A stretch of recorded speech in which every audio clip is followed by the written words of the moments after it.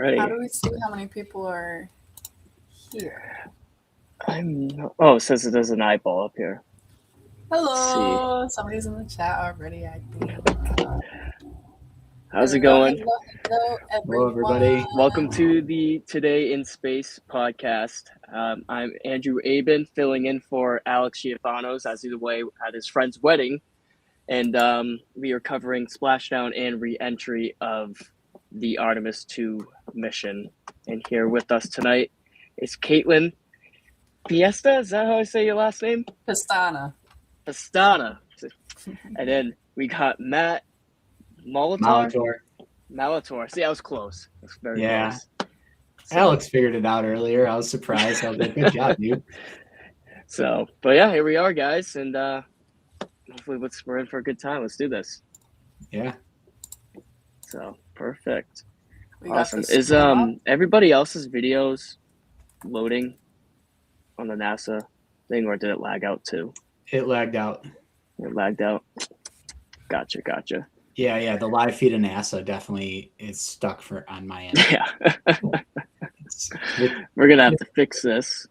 Oh, looks like it somehow paused. And some equipment around it to How's that now? that. The ship Yeah, there you go. Position. We'll attach a really big winch line Perfect. to it, and then a bunch of tending lines. We'll pull the capsule around behind the ship, and then start to slowly bring it in. And then Orion comes in, goes hard down. And anybody who's in the chat, see that we got 6 viewers right now. Let us know if you have any audio issues. If there's anything on our end, if we can be up louder, if we can be lower. Let us know how the broadcast is, and we'll go from there. This is my first time streaming on like a live podcast, so this is all brand new to me. And I'm messing around with the controls, but we will figure it out. We're here for the long run, and we'll get there. Definitely let us know in the comments. And everyone has that same kind of mentality. Everyone's excited. Everyone's thrilled to see all that work that we've been doing, like you said, for the last 3 years. And once again, guys, we are covering the NASA Artemis 2 mission, re-entry and splashdown of our beloved crew that flew around the moon and back, first time in 53 years. So we're all going to be holding our breaths very soon within the next hour and hoping for a very safe return. We're going to be here for a bit. Are you it's ready? Gonna be, Is this it's something gonna be you cool. ever thought you'd be doing? I'm ready. What's up to everybody in the chat? I'm excited. This has been the pinnacle of my career so far. It really has. I've seen a lot of Slim firsts, Cosby. a lot I think of that's my lasts. buddy Nick. What's up, Nick? I can't think of ever topping seeing the first crew to go to the moon and back in 50 years. We have a few people in here now, 10 people. Here we go. Part of that, and it's just a tremendous privilege. Perfect. On behalf of the whole team. Well, sit tight, everybody. We got about an hour until they touch the atmosphere. Yeah, I definitely think Of course, so grab a drink, everyone grab a has snack, everybody on the ship. ask us questions if you want to get to know us a little bit more. Definitely ask us questions. That's what we're here for. Anything, honestly. Let's keep the conversation moving, and I know we're going to have a great time tonight. Thank you, and there's our crew right there, which, we've been very excited for this whole entire mission. And now that it's finally happening, it's kind of just amazing how fast time flies. Seriously, this mission's gone by. It's like come and gone so fast. It just feels like we took off the other day, literally. Their entry procedures and all of the activities that will follow here very shortly. Especially living in 2026 where we can just live stream this whole entire thing on YouTube. I know, like people are just walking around with it on their phones, like it just like time just flies. Yeah. I've definitely had it up on my computer for my whole entire apartment to see since like April 1st. It's just been like going and going. With the top of the spacecraft pointed upward. Stable 2 would indicate that it is upside down in the water. Regardless of the orientation, there will be 5 inflatable airbags called the CMOOS system. That's the acronym for Crew Mounted Uprighting System. It's funny, I actually just went back on Netflix and I watched the Apollo 11 doc, and then I watched the Apollo 13 documentary too.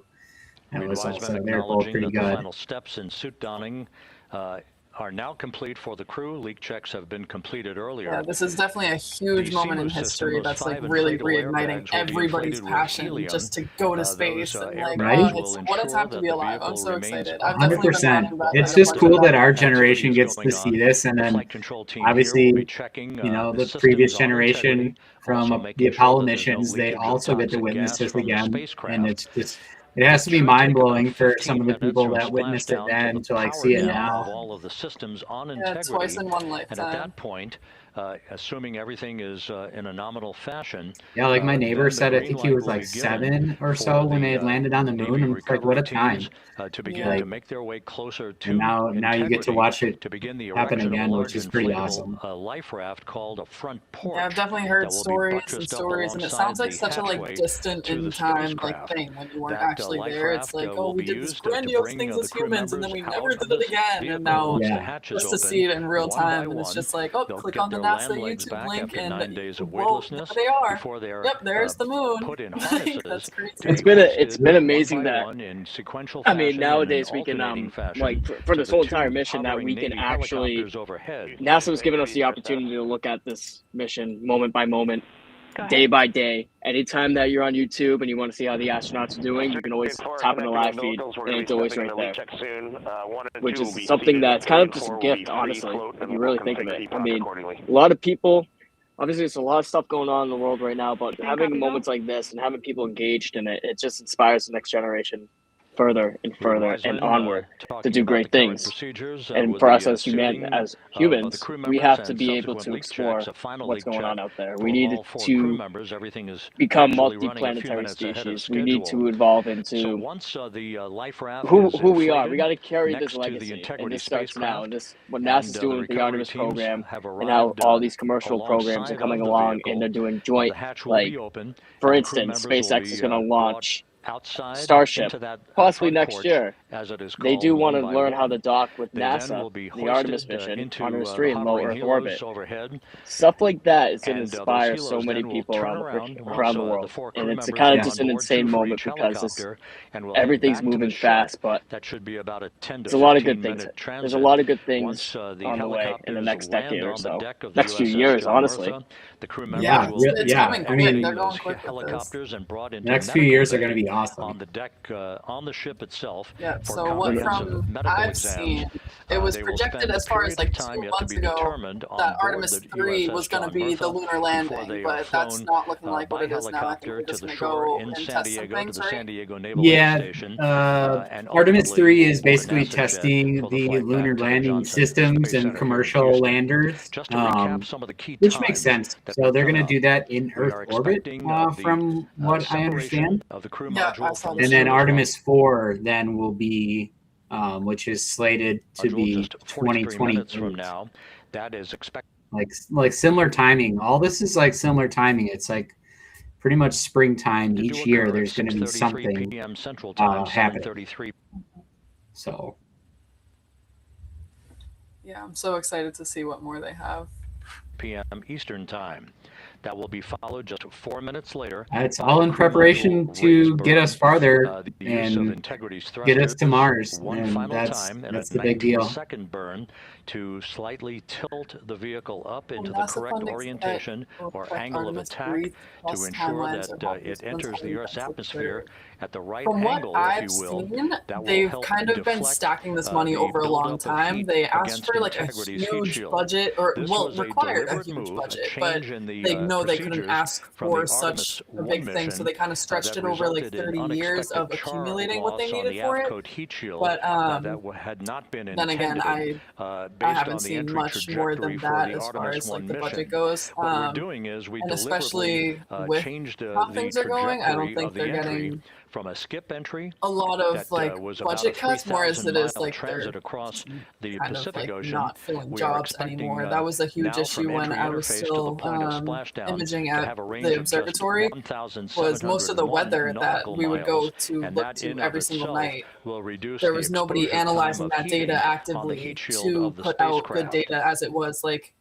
Once the raised just 3 burn months is complete, prior then the to stage all is set of for entry interface at 6:53 and attack 31 seconds on p.m. Central science, Time. as That I call means it. that in integrity will be entering the Earth's yeah, that atmosphere is definitely like at a an very altitude of good question, 400,000 a very feet, big concern. But I traveling think at like as about far as that goes, they've like going 34,882 feet per and like second, collected heading over for its time because that was their splashdown plan in site the first place, off long the coast before of San any Diego, of as this you was going just on. heard from Megan Cruz on the deck of And the that's USS actually John going back to Murtha. that question as well.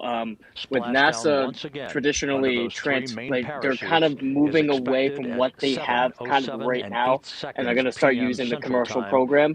So they're 5:07 going to PM everything's going to Pacific become Time, more affordability. 2.5 hours The pieces before like the sunset. SLS system and The everything like that's actual very total expensive. distance But when you can traveled use a for commercial integrity from program, launch to any piece splashdown that you have basically, and is you have all those estimated other at companies helping out, will help you in the long run. 694,481 statute Thorn, So I mean, funding is welcome. always an Who's in the issue, the but first chat? high elliptical I mean, at the end Earth of the day, orbit following it definitely. launch that And enabled I would say it integrity to does move to affect 43,000 in a miles above particular the way, Earth at its but like I apogee, said, and ultimately with the enabling a commercial programs 24-hour rising up period and of helping out the systems Artemis checkouts mission, before the flight control everything's going to team become here and the more. mission management team It's gave going to become approval for more of a. integrity to conduct its It'll be more translunar financially injection stable to that continue the propelled Artemis it 3 on its way timelines. to the moon and its Yeah, historic commercial lunar funding was flyby. huge. So the total The distance commercial we side of expect this is this a vehicle big to have big traveled factor. at So. splashdown 100%. And that's why when so a couple weeks ago, me and 694,481 Alex, statute miles. your host here on Today in Space, we actually watched the entire 6-hour presentation, big, huge presentation and press conference that NASA held about their future Artemis missions. And it was actually quite interesting to see what they were talking about.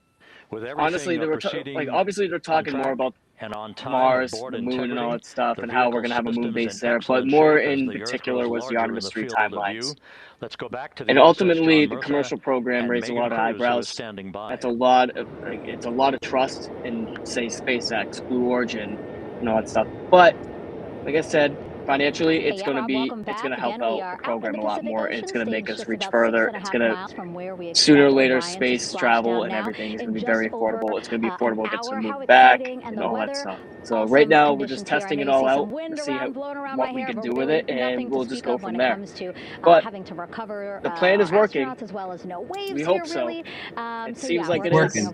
So we'll just continue and keep doing us until we get the Mars or the moon base, anything like that. Ready and excited to welcome our crew back home, including Dr. Rick Schuring here. He is NASA flight And surgeon. what's going on? That moon presence 2030. That would be amazing. This day with our teams.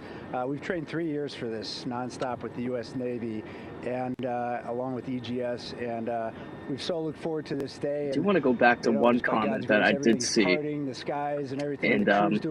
somebody in the chat did say that that Apollo 8 was their first Christmas, the launch of Apollo 8, and that was insane because if you look back, that was with that iconic Earth photo, right, guys? When was the last time you spoke to the crew, and how are they feeling in this So it's kind of, that photo was taken on Christmas, which is just incredible. I mean, if you think back, we've been to the moon so many times and back, even just to fly by it, and it's kind of just surreal, honestly. Spoke with them about 6.5 hours ago, just to double check on how they were Yeah, doing. I think seven landings, correct? And then kind of Seven, go yep. over their 7, 90-day protocol for their medications. 7 out of fluid what? load, try to replace 9, 10 or 11 attempts. Lost, with just a normal space adaptation. I believe so. Canceled Yes. at the end of it. Yep, 18 canceled. And I think Apollo 17 was the last. Yep, Apollo 17 was the last. It was in 1972, and Apollo 18, 19, and 20 were planned, but they got canceled. It was like a mix of like a whole bunch of everything going on. It was just like, all right, let's put more of our attention onto the Earth orbital things, and then from there they started looking at like, oh, let's put more technology out there rather than people. Like, we beat the Soviets, kind of wiped their hands clean of it. The accomplishment was accomplished, and they called it a day.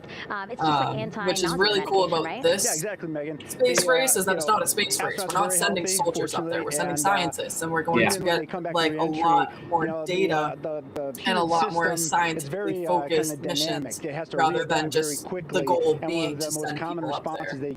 Yep, it's the research this time, big time. The photo Earthrise was one of the most published photographs What a great fact. crews or You are goddamn right. All kind of experience the same thing. Seriously, that photo's everywhere. You think about like- it, that's the birth of the whole Apollo program. I mean, that was basically. Told me that, you know, landing in the water, it's insane because now you look at today's stuff, and it's like obviously today it's mind blowing. See what this crew just got.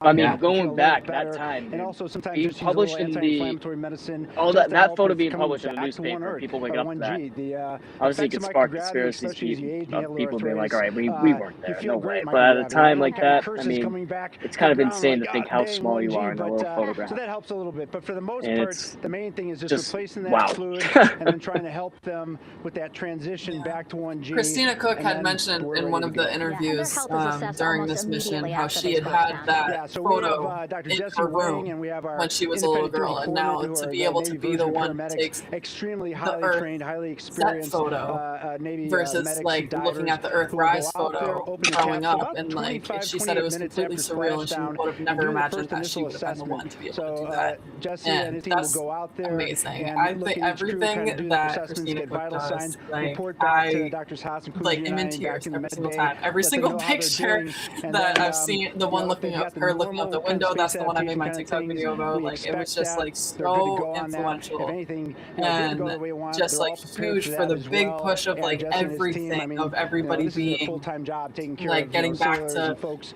this who might be interest in injured. We don't science expect any and this injuries, interest to go to but coming space, back, and going just to 25,000 see miles an hour down to the people that are the 20, face of it now, miles an and it's hour just is still a not dynamic soldiers process. and like the I've mission, heard like it's described just as, so good. kinda It's like a car everybody crash. that wants to see And it. then the crew will be ready to go, and Jesse and his It's like team really will happening make in that front of our transition eyes, to get them out and to the it's front porch, just been do making me assessments on emotional. them again. Excuse me stumbling over my words, because like I've just been emotional this whole entire time, if anything. Like, and that's what I've mostly seen on social media as well. Everybody's just like crying, watching it, like this is so cool. That's so cool to be a part of. But I'll get eyes on them. yeah, it really sure is they're like all some good, just take fascinating very stuff. slow transitions, and then one by one we'll either get them out with the It is incredible. SMTs, Honestly, it really is. That's why I was saying, I was telling Alex, I was like, I think I might cry tonight. If everything goes well, I think I might actually, shed a tear, because I mean, this is something that it's going to be, it's a major footprint. It's a footprint in the right direction.